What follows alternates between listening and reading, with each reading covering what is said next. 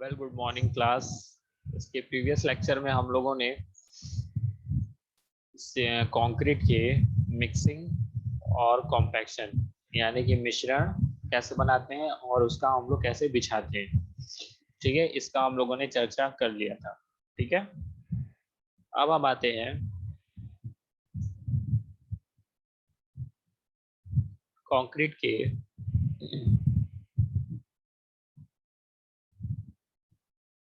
तराई की विधि पे। ठीक है,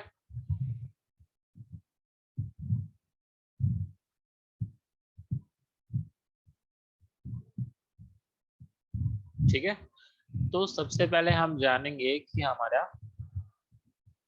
कंक्रीट की तराई होता क्या है।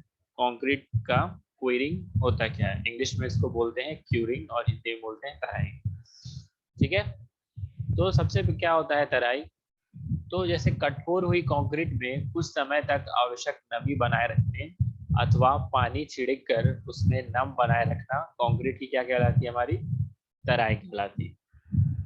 ठीक है, कंक्रीट की तराई जितनी अधिक होगी, ठीक, उतनी ही उसकी जो सामर्थ्यता है उतनी ही अधिक बढ़ जाती है। यानी कि जितना हम उसके अंदर हम उसका क्या करेंगे, जितना ही ज्यादा हम उसको तराई करते रहेंगे उतना ही उसकी स्ट्रेंथ जो है वो क्या होती है, वो उसकी बढ़ती रहेगी। ठीक है, हम लोग देखते हैं जब भी हमारा घर बनता है तो मिस्त्री हमसे कहता है कि क्या, कि हम लोग उसको पानी देते रहिए ताकि जो उसकी स्ट्रेंथ है वो बढ़ती है। ठीक है, इसीलिए वो मिस्त्री कहता है कि इसको तराई देते रहिए। ठीक है, इसको तरी देते रहिएगा। ठीक है, कंक्रीट चाहे जितनी अच्छी प्रकार से क्यों ना बनी हो, बनाई गई हो व डाली गई हो, यदि इनकी तराई ठीक ढंग से नहीं होती है तो कंक्रीट अपनी वांछित सामर्थ्य ग्रहण नहीं कर पाती। यानी कि जितने अच्छे से हम कंक्रीट को बना लें, जितना ज्यादा हम चाहे कंक्रीट के अंदर कुछ ऐसा चीज डाल दे जिससे स्ट्रेंथ में बढ़ जाए, ठीक है, या पड़ जाए उसके अंदर, ठीक, तो अगर हम उस जब तक वो हम उसकी तराई ना करें तब तक उसको कोई भी स्ट्रेंथ उसको ग्रहण नहीं हो। ठीक है, इसलिए तराई करना बहुत ज्यादा हमारे लिए इम्पोर्टेंट है। ठीक है, तराई करना क्या है, बहुत ज्यादा हमारे लिए इम्पोर्टेंट है। ठीक है, तो जितना ज्यादा हम अच्छी से अच्छी कंक्रीट बना ले, अच्छे से अच्छी गुणवत्ता वाली, अच्छे से अच्छी वर्केबिलिटी वाली, सुगमता वाली अगर हम कंक्रीट बना ले, लेकिन अगर हम उसकी तराई ठीक ढंग से नहीं कर रहे हैं तो क्या होगा, हमारी जो कंक्रीट की स्ट्रेंथ है, जो हमारा घर की जो स्ट्रेंथ है वो क्या हो जाएगी, कम हो जाएगी। ठीक है, क्या हो जाएगी, कम हो जाएगी। ठीक,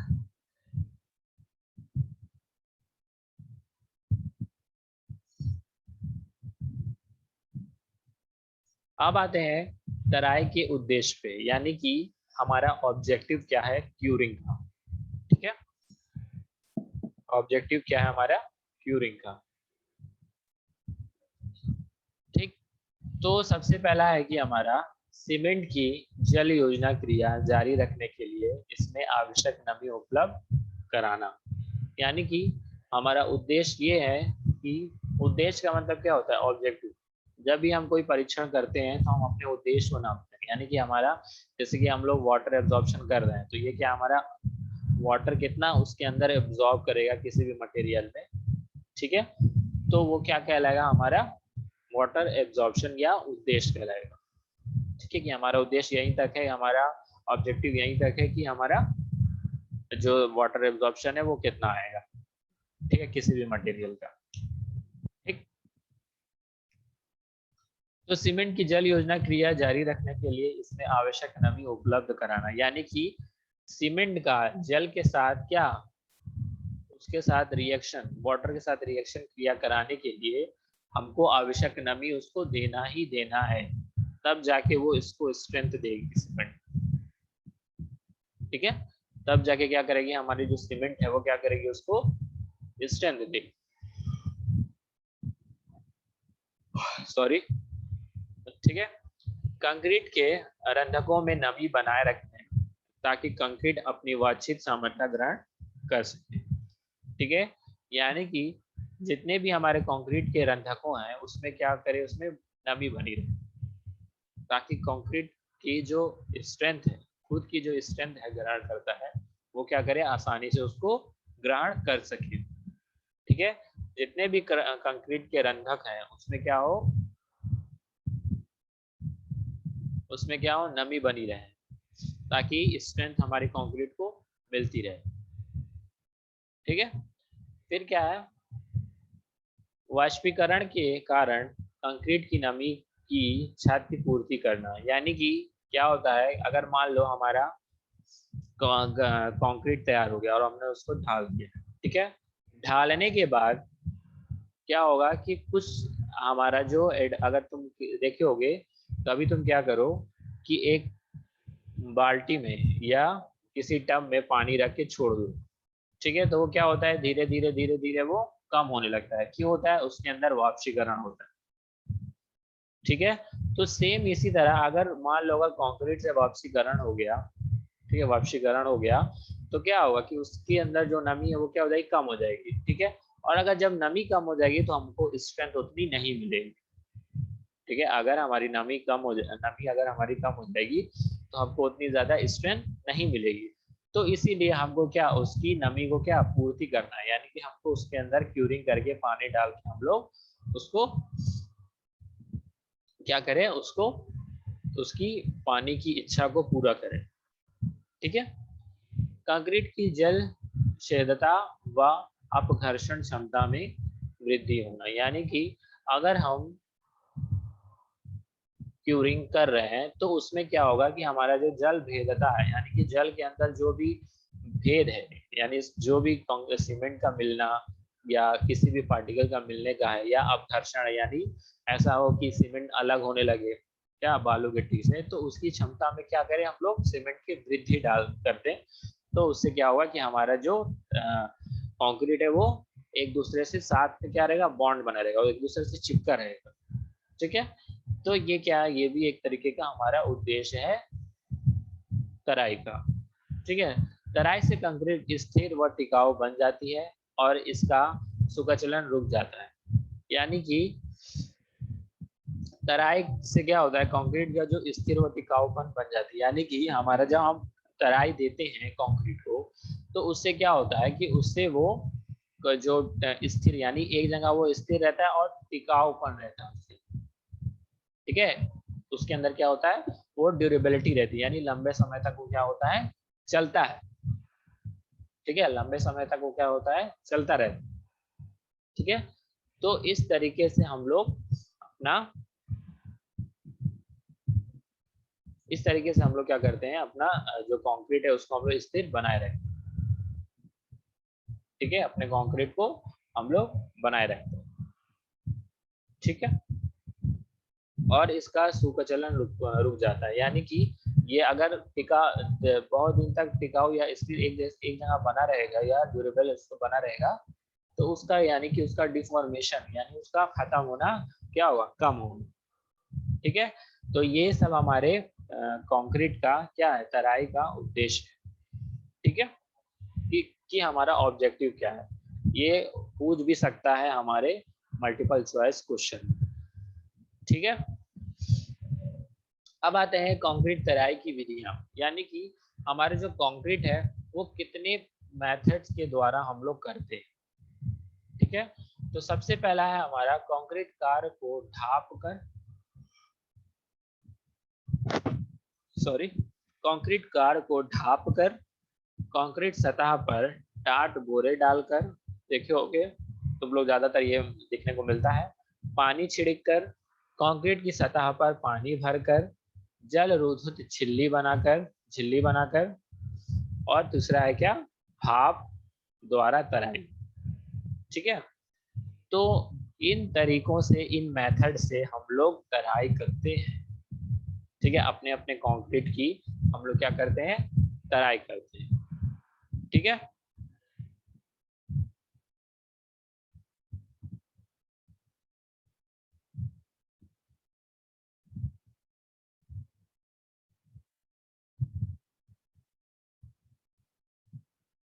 और लास्ट वाला जो था क्या, हमारा भाप द्वारा। ठीक है, अब पहले वाले मेथड पे आते हैं, पहले वाले विधि पे आते हैं कि उसको कैसे कैसे किया जाता है। ठीक है, तो पहला क्या था हमारे, कंक्रीट को ढाप कर, यानी नई डाली गई कंक्रीट से वाष्पीकरण के कारण नमी को उड़ने से रोकने के लिए इसे क्या कहते हैं, तिरपाल, त्रिपाल अथवा गट्टे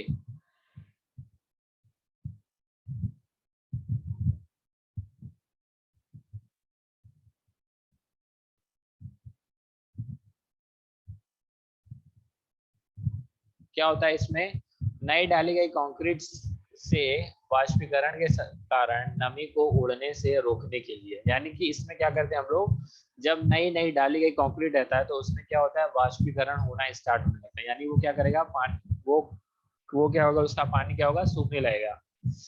तो उसके लिए हम लोग क्या करते हैं, त्रिपाल अथवा मोटे जल सह कपड़े से ढाप दिया जाता है, यानी कि उसको मोटे कपड़े से क्या करेंगे, उसको ढाक देते। ठीक है, ठीक है। गर्म गर्म मौसम, तेज धूप, वर्षा से बचने के लिए यह विधि उत्तम रहती है, यानी कि अगर बहुत ज्यादा गर्म मौसम है, तेज धूप है, ठीक है, और वर्षा हो रही है यानी बारिश हो रही है, तो उससे बचने के लिए ये जो विधि होती है वो क्या होती है, बहुत ज्यादा क्या होती है, उत्तम होती है। ठीक है, कंक्रीट को सेट हो जाने पर इस यह त्रिपाल हटा दी जाती है, यानी कि जब वो पूरी तरीके से कंक्रीट क्या सेट हो जाए, पूरा मजबूती उसके अंदर आ जाए, ड्यूरेबिलिटी आ जाए, तो उसको क्या करते हैं हम लोग, उसको क्या कहते हैं, वहीं पे त्रिपाल को हटा देते हैं। ठीक है, और उसको हमारा कंक्रीट तैयार हो जाता है। ठीक है, अब क्या है, कंक्रीट सतह पर टाट बोरे डालकर, यानी कंक्रीट सतह पर क्या करते हैं हम लोग, टाट यानी कपड़ा होता है, मोटी बोरी होती है, और कैप कैनपस आदि बिछाकर इसको गीला रखा जाता है, यानी कि हम लोग क्या करते हैं कि जब हमारा कंक्रीट बन जाता है उस पर क्या करते हैं, बोरा होता है, बोरा, जूट वाला बोरा, उसको क्या करते हैं, उसको चारों ओर से लपेट के फिर उसको भिगा के उसको चारों ऊपर से बिछा दिया जाता है। ठीक है, जिससे कंक्रीट में क्या होता है, नमी धीरे धीरे उसको मिलती रहती है।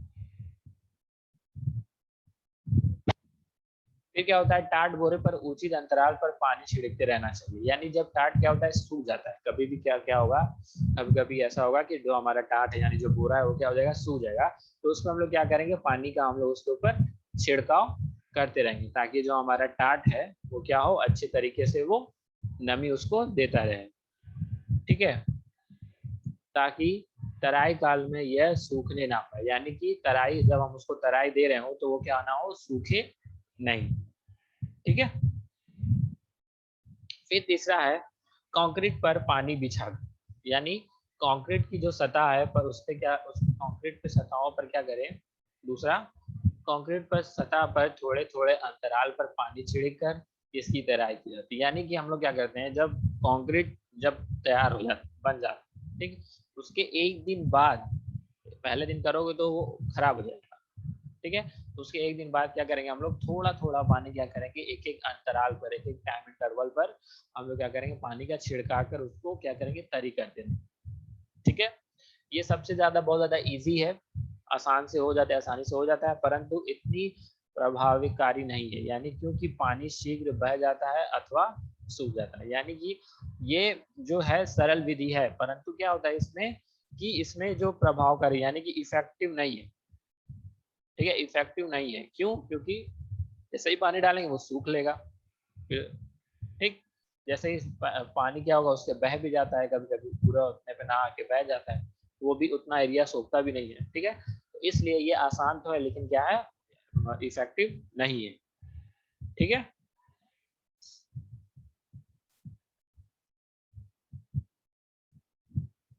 अब क्या है, कंक्रीट सतह पर पानी भरकर, यानी कंक्रीट फर्शों, स्लैबों, सड़क पट्टी तथा अन्य क्षैतिज सतहों पर तरी करने की ये उत्तम विधि है, यानी कि जैसे हम मान लो जैसे फर्श बनाया, नीचे का फर्श, ठीक है, स्लैब बनाया, ऊपर की छत बनी है, ठीक है, सड़क सड़क की पट्टी बनी है।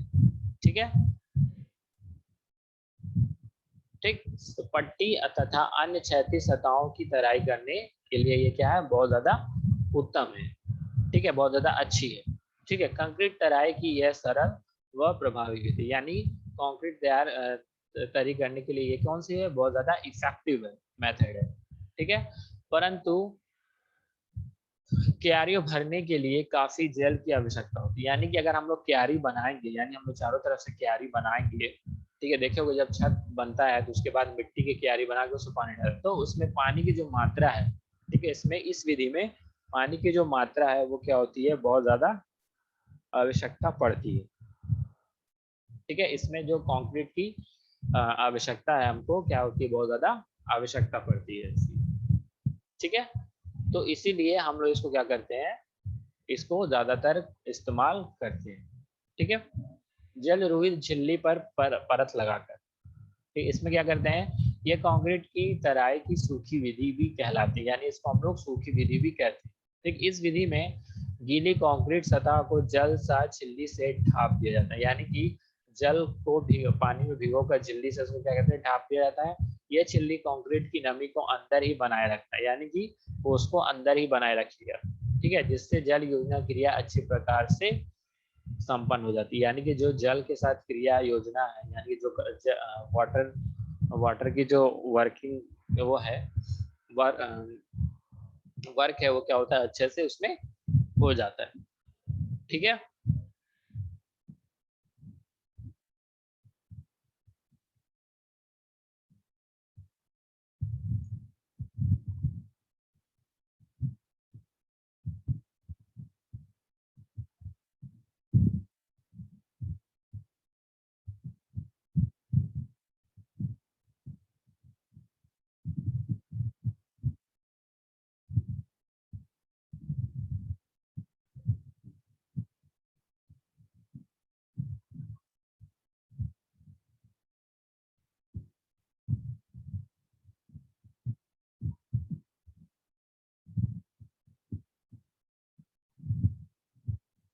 तो हम लोगों ने कौन कौन से मेथड पढ़ लिए हैं।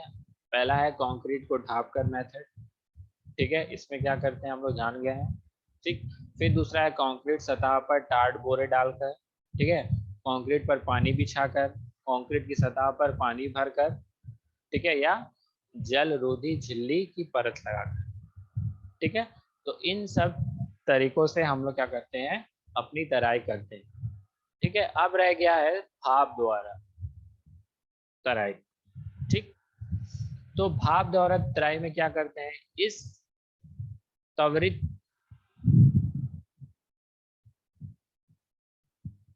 त्वरित तराई भी कहते हैं, यानी इसको हम लोग साथ ही साथ क्या बोलते हैं, त्वरित तराई भी कहते हैं।